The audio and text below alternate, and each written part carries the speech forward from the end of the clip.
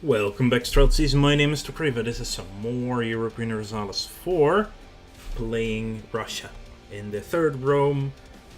Well, it's not actually, it's a DLC, but it's not an expansion pack. It's, what did they used to call it again? Immersion pack, yes. Doing much better than the first time I played Russia, which is surprising. Not really, I mean, I have 3 more years of experience with the game. It's a 4-year-old game almost. I forget that. It came out like September 2013? If I'm not mistaken, but it's been a while. Ah yes, we are improving relations with the greatest of Britons, which is actually a Great Britain. Portugal, wow. Well, actually, they're in North America. Spain is. I'm talking about Spain. English Mexico, English Louisiana, Finland, by the way. We did ally up with Norway. Of course, there's one very easy way to lose that, and that is just going after... Oh my god, they removed the sea out of Stockholm. Östra Svealand. Kalmar. Tjörrad. If you can... Over here, Vex... Okay, Gotland, yeah. Östergotland, Linköping, and just so many different ways of saying it. Ooh, we do have better oh yes, I kind of need the tech first before I continue on with the ideas. Simply because, well, that's military tactics. Military tactics is just super important. Also, the flanking range goes up, which actually makes 6 cavalry, I think, better. Sure, free base plan power. I believe so, that actually makes cavalry extend one further. If you look at the line of battle, the way it works in EU4, if you don't know this, the back line, artillery always try to stay in the back line unless they are forced into the front line because your front line has fallen. And the front line is infantry, which is flanked by cavalry on the outside. And cavalry has a flanking range of 1, which means it can, well, it's not necessarily 1, but it's, okay, if you consider it differently, infantry has a range of 1 when they flank, which means they can attack 1 square in front of them, so they can only go straight ahead. What cavalry does is they have a flanking range of 2. See, it actually says so in the tooltip. Also, cannons also have a flanking range of 2, by the way. Actually, no. It's wasting legitimacy while we're annexing them. So, this means that cavalry and cannons can attack not only the one in front of them, but also on either side of that 1 square in front of them.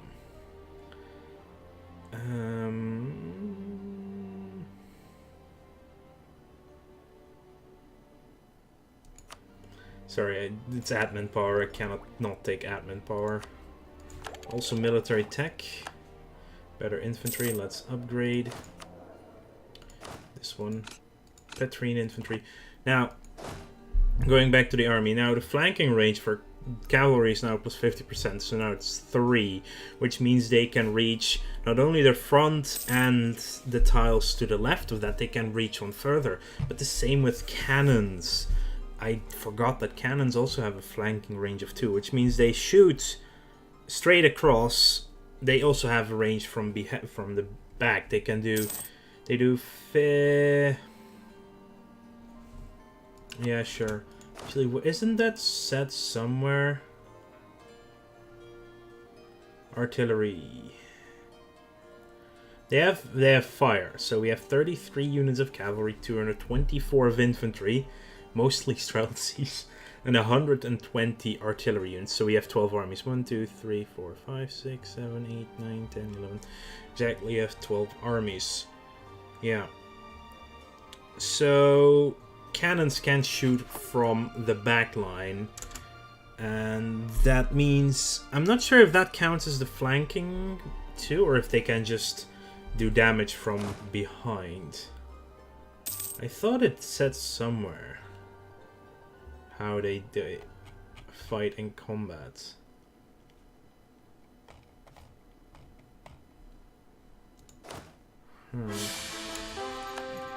Okay, we have lost our king. Well, our emperor, actually, our czar. The czar is dead. We do have an infertile. What would happen right now if we... Russian noble succeeds to the throne. Let's marry Norway first. Wow, a 6/4/4 queen. Sinner! Tolerance of the true faith goes down. Oh, she's a sinner. Anyway, so now with the increased... what I need to know is the combat width. That's what's important. Because that can tell us what are effectively the strongest armies we can field. So our combat width is currently 36 wide, which means that there can be 36 units on the front line fighting the enemy. In the case of an army with... we currently have 20,000 for the front line and 10,000 for the back line, which is actually maybe not that strong of an thing anymore. Oh, naive enthusiast, thank you for your gift. But it is reduced by difficult terrain. If you look at mountains, mountains will... it doesn't actually state that. But I know a mountain will reduce it to a set amount, actually. So yeah, I think we do need to expand our army size a bit. Well, our individual armies, I should say. Let's see here. We can have quite a few more. This army is definitely not necessary anymore, though. So we're going to disband them. So currently I have 360. Yeah, it's 360, so that's 12 armies. Okay, the one in the east will not count, so 330, 440. So we do need some more force limit from somewhere as well. Oh, we do have free conscription centers in places as well. All of these, it would only be 190 to get one force limit.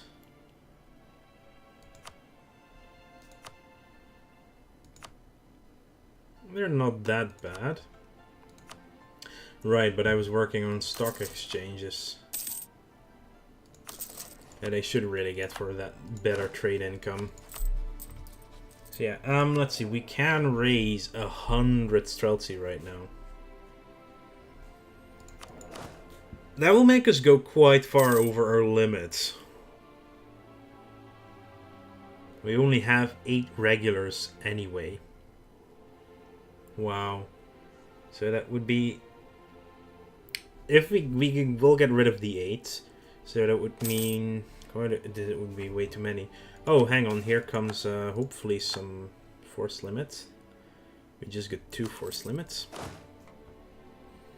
And an army. Now, I'm not going to completely remove this army because it has valuable cannons. I'll get rid of these 2, and you can go there. You can just split up and send one here. One of you can go all the way over there. Yeah. Oh wow, Redmond power is going to be maxed out again. It's on level 26 that we get a new one. We just integrated Georgia, which means I can put these up for free. Could you please join up and make one army? Thank you. So 16, 6, 13. I do want more infantry here as well as another cannon. I think I'm going up to 26, 14. Even though it might sound like a weird number, but it makes a total 40,000. So we need 4,000 extra infantry for each army, so we only need about 50 extra infantry. That we currently getting the Streltsies for free is way too many. Also, the names of the armies are a little bit out of whack. So this will be the Russian Imperial Guard.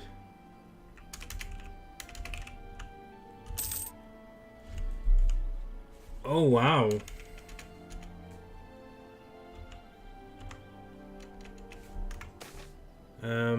Fortification experts. No, let them stay home. Okay, then we need to swap you two around completely. Does this one do? So this will be the army of the Caucasus. Which also... Are you kidding me? We already have an... So the armies they automatically assign the names to are actually... The names are longer than what we can type ourselves. That's rude. Yeah, having the Imperial Army at home is not bad. 17 per month is fine. State maintenance is reasonably high.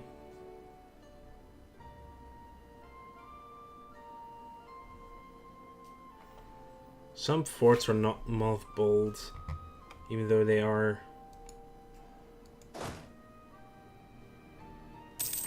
probably on a... the St. Petersburg one that we just built.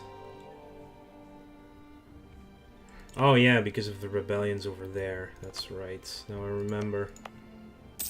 Okay, Buryatia, let's talk.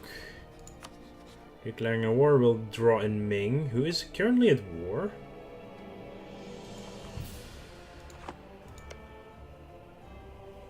Oh, against Jaunpur as well. Ooh. Does it mean I can intervene in a war? They barely have any manpower.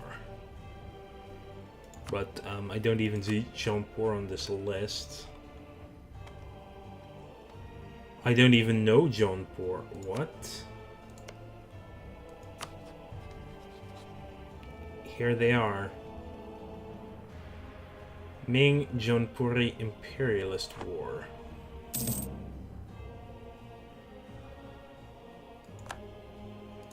Okay, apparently we didn't know about them yet. 76,000 versus 400,000, right? Yeah. That is an insane amount of difference. In the meantime, let's just threaten war for Fudali.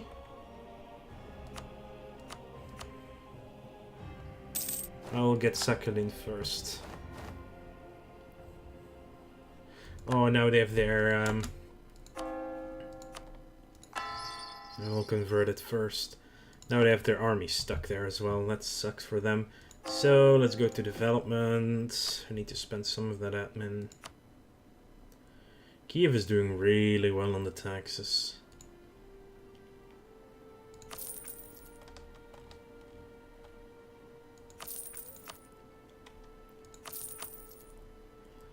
Saint Michel, 3 development still.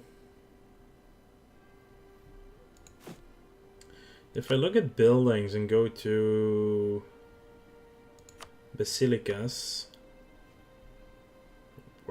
why do we not see Kiev? As at point 13.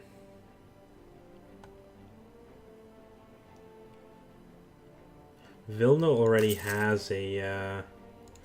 some of these places are better because they already have a church that you're just upgrading. So I would like to... Yeah, I would also like to upgrade the armies, but then again, the money is not there all the time. Definitely want to expand you, though.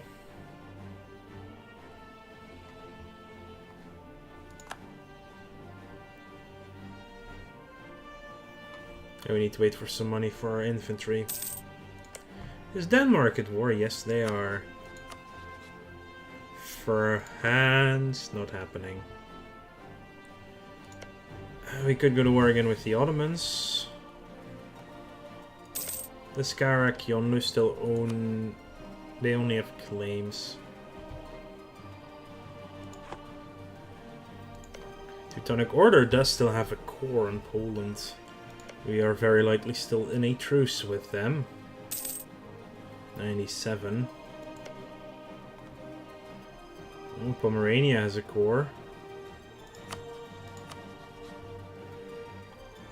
Oh, that's why France is joining in. They're Defender of the Faith right now.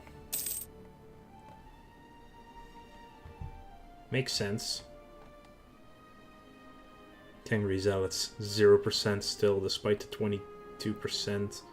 Or the 22... yeah. The 22 Rebellion. Yeah, I guess we're just gonna get some regulars then. Because getting 100 Streltsy is way too much for us to afford at all.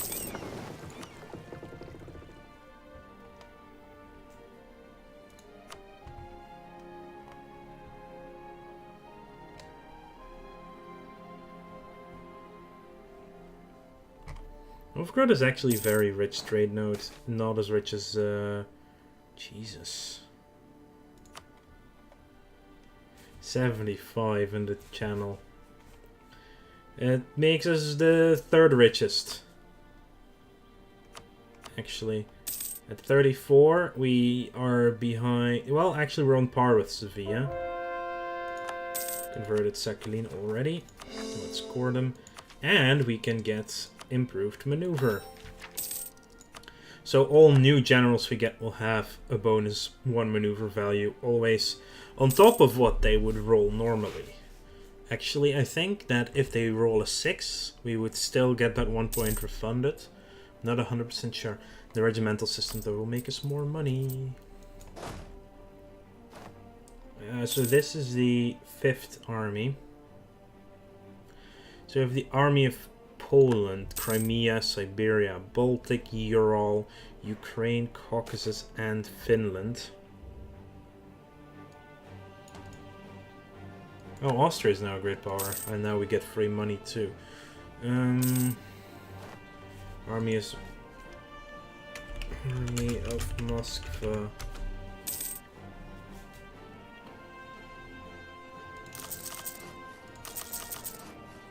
And you also get to go and become a 40,000 army. I still think we should build some more stock exchanges. Definitely one in Kiev. Bhutan. Oh yeah, Bhutan. The little nation of Bhutan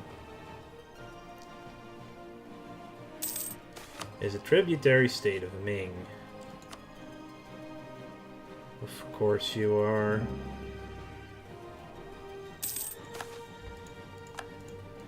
Kokand has decided to insult us.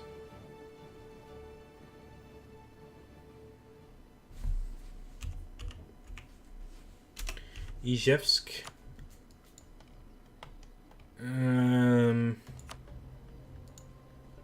What does it have?